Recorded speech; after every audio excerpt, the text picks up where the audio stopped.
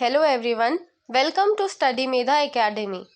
आज हम प्रीपोजिशंस का second lecture preposition of place लेके आए हैं। जब भी हम प्रीपोजिशंस का यूज़ करते हैं तो उनमें से अधिकतर प्रीपोजिशंस प्रीपोजिशन ऑफ प्लेस के अंडर कैटेगरी में आते हैं। तो ये कैटेगरी बहुत ज़्यादा इम्पॉर्टेंट है और ये कैटेगरी क्लियर होना बहुत ज़रूरी है। तो आइए हम अपना वीडियो स्टार्ट करते हैं। तो पहला टॉपिक है what is a preposition of place. मतलब प्रीपोजिशन ऑफ प्लेस होता क्या है। अ preposition of place is a preposition which is used to refer to a place where something or someone is located. There are only 3 prepositions of place. However, they can be used to discuss almost endless number of places. इसका मतलब क्या हुआ कि जो preposition of place होते हैं वो हमें किसी चीज़ की जगह के बारे में बताते हैं कि कौन सी चीज़ किस जगह पर रखी है। जैसे कि यहाँ पे आपको एक टेबल दिख रहा है, टेबल के ऊपर भी बहुत सारी चीज़ें रखी है, टेबल के नीचे भी बहुत सारी चीज़ें रखी है और टेबल में जो बास्केट है उसके अंदर भी बहुत सारी चीज़ें रखी है। तो ये जो वर्ड्स हम यूज़ कर रहे हैं ऊपर या नीचे या फिर अंदर, ये हिंदी के प्रीपोजिशंस ऑफ प्लेस है। सिमिलरली अगर हम इंग्लिश में इन्हें बोलते हैं कि something is kept on the table या अंडर द टेबल या इन द बास्केट, तो ये जो ऑन, अंडर और इन है ये सारे हमारे क्या हो गए, प्रीपोजिशन ऑफ प्लेस।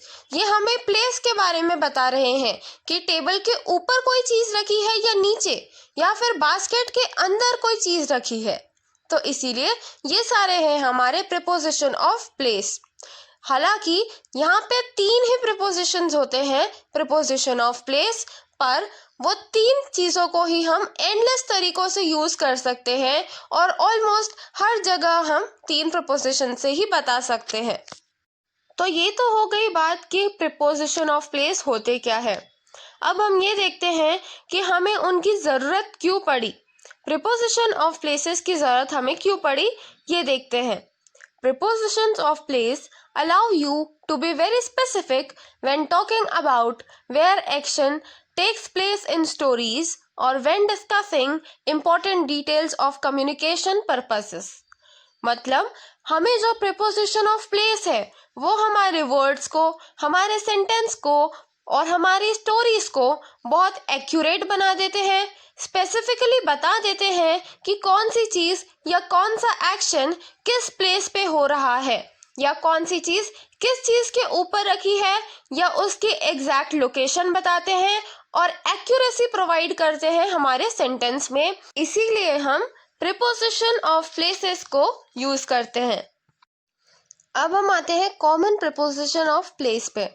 मतलब कॉमनली ये 3 जो प्रीपोजिशंस लिखे हैं, एट, इन या ऑन, ये हम यूज़ करते हैं जो यहाँ पे 3 कॉमन प्रीपोजिशंस ऑफ प्लेस लिखे हुए हैं। तो पहला हम देखते हैं एट।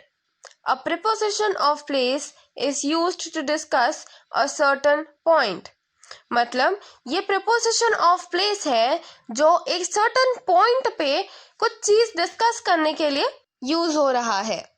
मतलब कोई स्पेसिफिक लोकेशन ये एट बताता है। फिर in, a preposition of place which is used to discuss an enclosed space. मतलब जो इन प्रीपोजिशन है हमारा वो किसी ऐसी चीज़ के बारे में बात कर रहा है जो कि एनक्लोज्ड हो, मतलब एक क्लोज्ड सरफेस हो, कोई एक बंद चीज़ है और उसके अंदर जो सरफेस है उसमें हमारी कोई चीज़ रखी हो, तो हम उसे बोलेंगे the thing is kept in या इनसाइड दैट थिंग। मतलब कोई चीज़ किसी और चीज़ के अंदर रखी है, तब हम इन का यूज़ करते हैं। फिर आता है हमारा preposition on. A preposition of time which is used to discuss a surface. मतलब जो ऑन प्रीपोजिशन है हमारा वो किसी सरफेस को डिफाइन कर रहा है। मतलब यहाँ पे वो किसी सरफेस के ऊपर जो भी चीज़ें रखी है उनको स्पेसिफाई कर रहा है या सरफेस के ऊपर क्या चल रहा है वो स्पेसिफाई कर रहा है, तब हम हमारे ऑन प्रीपोजिशन को यूज़ करते हैं। तो ये हमारे 3 मेजर काइंड के प्रीपोजिशंस हैं, एट, इन, ऑन। अब हम तीनों के बारे में सेपरेटली अलग अलग बात करते हैं। तो जो सबसे पहला प्रीपोजिशन है एट, उसका यूजेज क्या होगा? तो उसके यहाँ पे स्क्रीन पे 4 यूजेज लिखे हुए हैं। पहला use, used to point out specific time. For example, I will meet you at 12 PM। मतलब यहाँ पे जब हम किसी स्पेसिफिक टाइम के बारे में बात करते हैं तब हम उस टाइम को एट की मदद से रिप्रेजेंट करते हैं।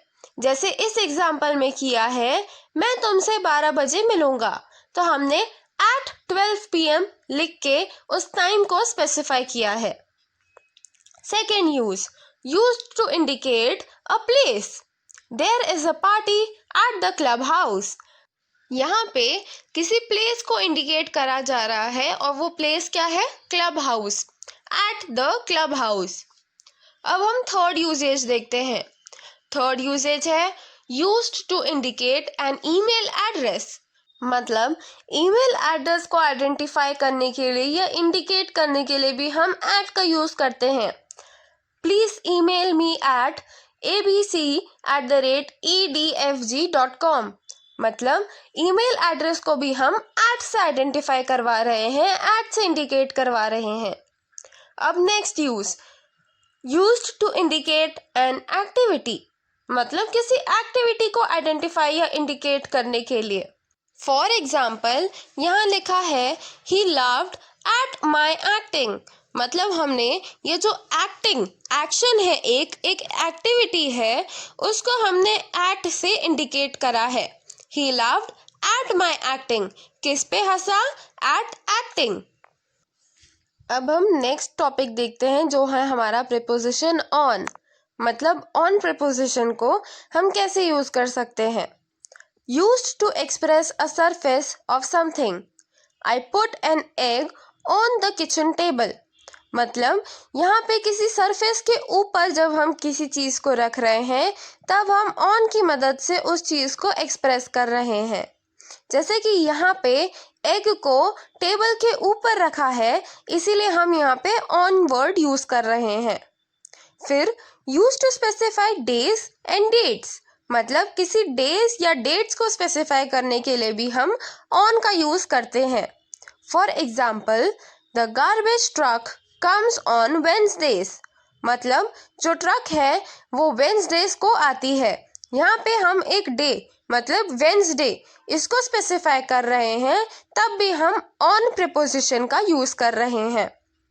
फिर third point, used to indicate a part of the body. मतलब अगर हम हमारे किसी बॉडी पार्ट के बारे में बात कर रहे हैं तो भी हम ऑन लगा सकते हैं।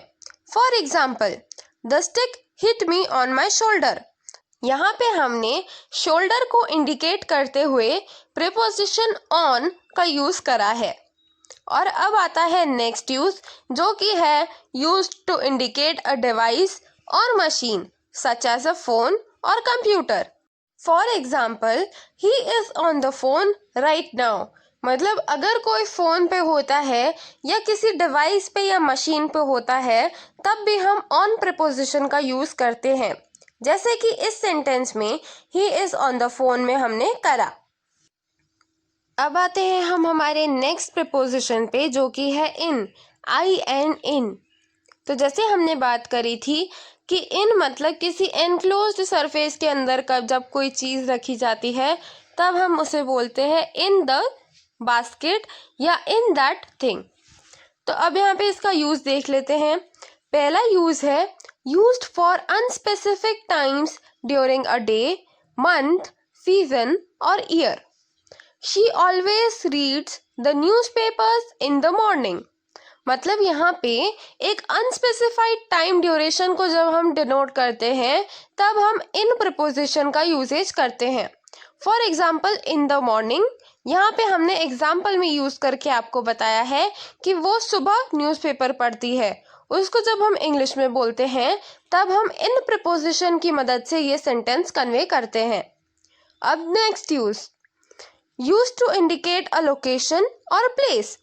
She looked me directly in the eyes. मतलब कोई लोकेशन या प्लेस जब हम इंडिकेट करते हैं तब भी हम इन प्रपोजिशन का यूज करते हैं। For example, she looked me directly in the eyes, मतलब उसने आंखों में आंखें डाल के देखा। तो यहाँ पे जो हम इंडिकेट कर रहे हैं लोकेशन, वो क्या है, उसकी आईज। तो जब हम ऐसी लोकेशंस डिनोट करते हैं तब भी हम इन प्रपोजिशन का यूज करते हैं। अब थर्ड यूज है इसका, use to indicate a shape, colour और साइज। मतलब कोई कलर, शेप या साइज को डिनोट करने के लिए भी हम इन प्रपोजिशन का यूज करते हैं। For example, this painting is mostly in blue, मतलब यहाँ पे जो ब्लू कलर है उसको हम स्पेसिफाई कर रहे हैं, तो इसीलिए हम यहाँ पे इन प्रपोजिशन का यूज करते हुए उसे स्पेसिफाई कर रहे हैं। और इसीलिए इसका एग्जाम्पल हुआ, this painting is mostly in blue. ये सारे यूजेस के अलावा हम इसका और एक तरीके से यूज कर सकते हैं कि fruits are kept in the basket, मतलब किसी बास्केट के अंदर फ्रूट्स रखे हुए हैं। जैसे हमने बात करी थी, किसी सरफेस के अंदर अगर कोई चीज हो तब भी हम इन प्रीपोजिशन का यूज करते हैं। So that was it for today's video. I hope आपको सब कुछ समझ में आया होगा। अगर आपको कोई भी डाउट हो तो आप नीचे कमेंट सेक्शन में कमेंट कर सकते हैं। और अगर आपको ये वीडियो पसंद आई हो तो प्लीज़ हमारे चैनल को सब्सक्राइब करिए, वीडियो पे लाइक करिए और इसे ज़्यादा से ज़्यादा शेयर करिए ताकि और भी लोग ये सारी चीज़ें सीख पाएँ। साथ ही साथ हमारी वेबसाइट www.studymedha.com को भी विजिट ज़रूर करिएगा। Thank you so much for watching this video till the end.